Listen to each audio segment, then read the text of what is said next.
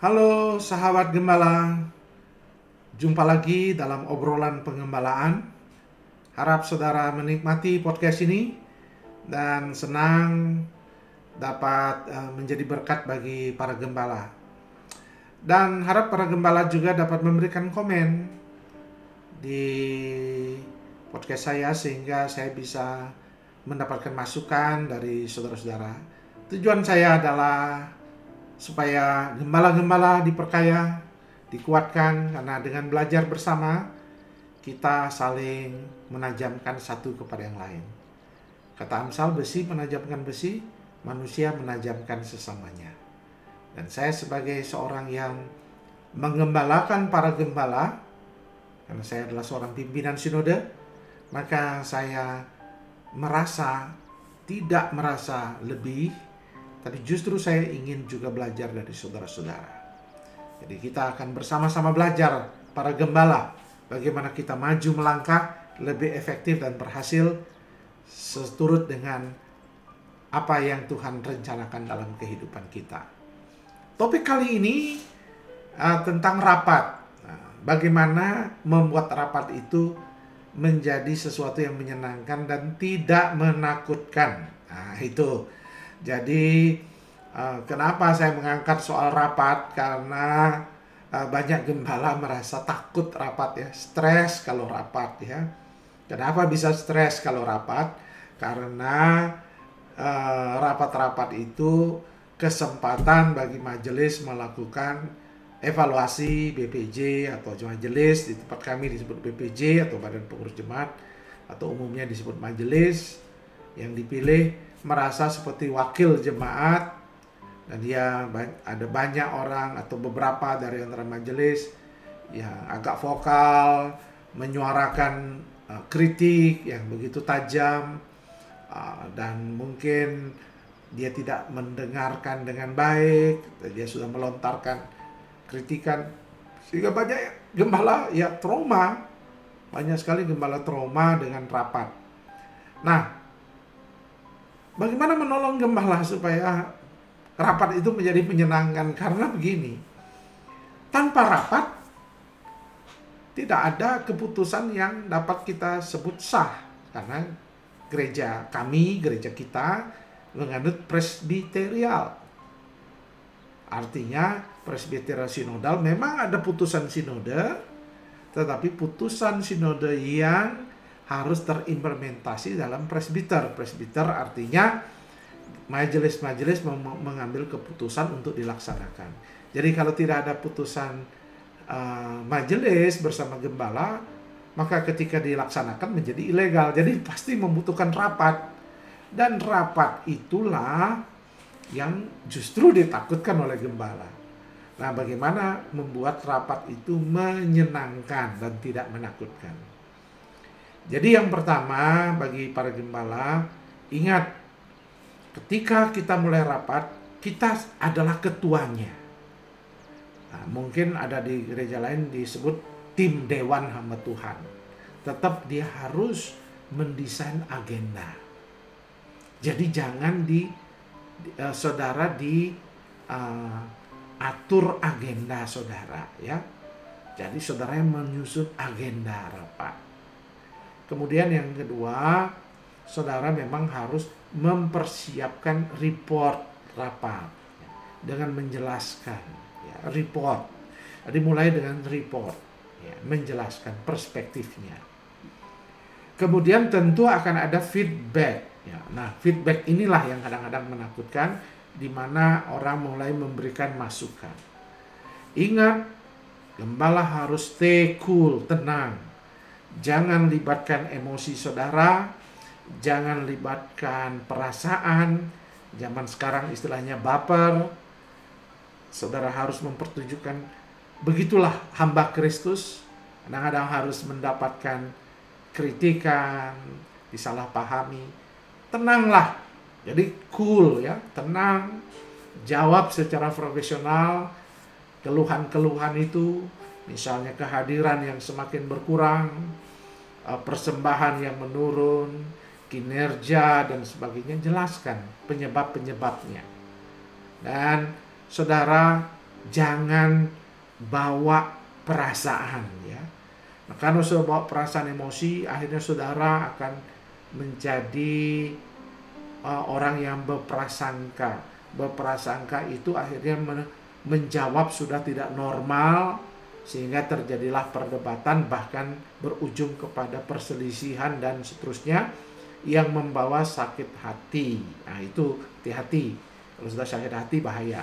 Nanti ada satu buku yang disebut luka gembala ya. Luka, kalau sudah luka menjadi kepahitan. Kalau sudah jadi kepahitan akan jadi sinis. Yang rugi gembala sendiri, yang rugi Anda sendiri, bukan majelis saudara. Saudara, jadi jangan sampai, tenang saja, jangan sampai saudara baper. Nah itu penting sekali. Yang kedua, saudara harus rendah hati. Nah, kata kerendahan hati itu, oke, kalau memang itu benar, salah, benar memang faktanya keliru, jangan segan-segan minta maaf. Jangan gengsi. Kalau memang itu betul salah, betul kelalaian, harus berani bertanggung jawab. Jadi jangan mencari kambing hitam, menyalahkan orang, tidak mau. Memang manusia, kita ada kelemahan, kekurangan, dan kita katakan saya belajar nanti. Jadi rendah hati, jangan gengsi untuk minta maaf ya. Kemudian yang berikutnya adalah menantang para peserta rapat, apalagi masukan-masukan, kritik. Nah, tapi Anda harus siap, jangan baper tadi.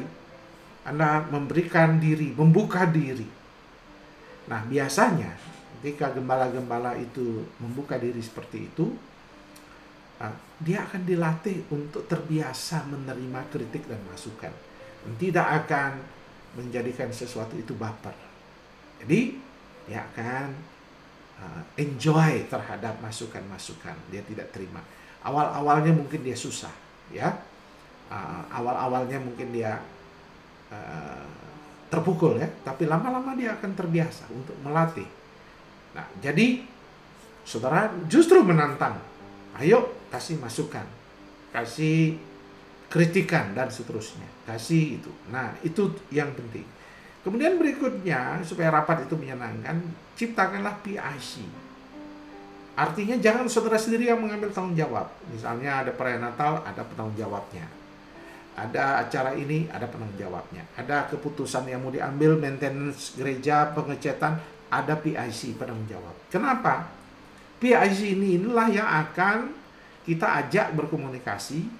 Kita akan ajak dia untuk ikut bertanggung jawab atas apa yang dikerjakan. Sehingga semuanya tidak berfokus kepada gembala saja. Ya. Sehingga gembala harus juga memberikan delegasi tugas, sehingga dia bisa membagi itu, dan tanggung jawab itu bisa dibagi, sehingga dia tidak menjadi satu-satunya sumber kesalahan itu kalau ada kegagalan, tetapi dia sharing, tapi tentu tanggung jawabnya adalah ada pada gembala. Nah, yang penting lagi yang berikutnya adalah bagaimana gembala itu kemudian berani, ya, ini sudah saya sebutkan sebelum-sebelumnya, tapi harus berani mengambil tanggung jawab. Jadi para pemimpin itu harus berkata, kalau ada masalah, saya penanggung jawab utama.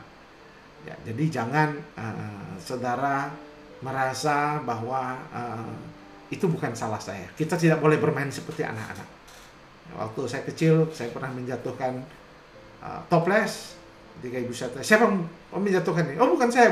Ya, jadi saudara tidak boleh seperti itu. Para gembala harus berani. Kalau ada kegagalan, ayo berani mengambil tanggung jawab. Ya, jadi itu pekerjaan seorang pemimpin yang berani bertanggung jawab. Nah, rapat-rapat itu sendiri kemudian akhirnya akan menjadi sesuatu yang akan menyenangkan, ya. Menyenangkan dan menggembirakan. Juga kalau saudara-saudara, yang terakhir ini penting, saudara harus melakukan lobby ya, itu lobby penting. Misalnya saudara tahu orang-orang kunci, orang-orang yang penting dalam gereja, dalam peserta rapat, orang-orang yang berpengaruh, dan semuanya saudara dekati dulu sebelum rapat. Ke rumahnya dan menceritakan background. Karena begini, satu program, kalau tidak ada cerita background di dalamnya, mudah akan disalah mengerti. Nah, perlu diceritakan dan seterusnya. Nah, lobby ini biasa, asal positif, saya rasa tidak ada masalah. Kemudian nanti dia akan dijabarkan, dan kemudian akan diterima. Jadi, saudara sudah mengantisipasi, menghemat waktu rapat, supaya rapat itu jangan habis lama bertele-tele dan seterusnya. Kemudian saudara juga harus berani, yang terakhir sekali harus berani mengatur supaya tidak rapat itu menyimpang ke sana kemari, ngalor ngidul dan cerita. Dibuatkan fokus agendanya sehingga saudara efektif dan efisien. Bahkan kalau perlu lebih sering. Jadi saudara, rapat itu memang tidak harus di gedung gereja, bisa juga di tempat-tempat yang lebih nyaman, ada makannya atau ada snacknya, ada kebersamaannya, ngopinya dan sebagainya. Mulai dari rapat yang kecil, BPH, rapat yang lebih besar, rapat semuanya akan menjadi menyenangkan jika kita desain dengan baik dan sudah ada atmosfer kekeluargaan di dalamnya. Jadi, mudah-mudahan dengan podcast ini saudara akan berkata, ayo rapat, siapa takut? Ya, gembala nggak perlu takut akan rapat. Justru rapat itu menjadi sesuatu yang menyenangkan. Selamat, Tuhan memberkati kita. Shalom.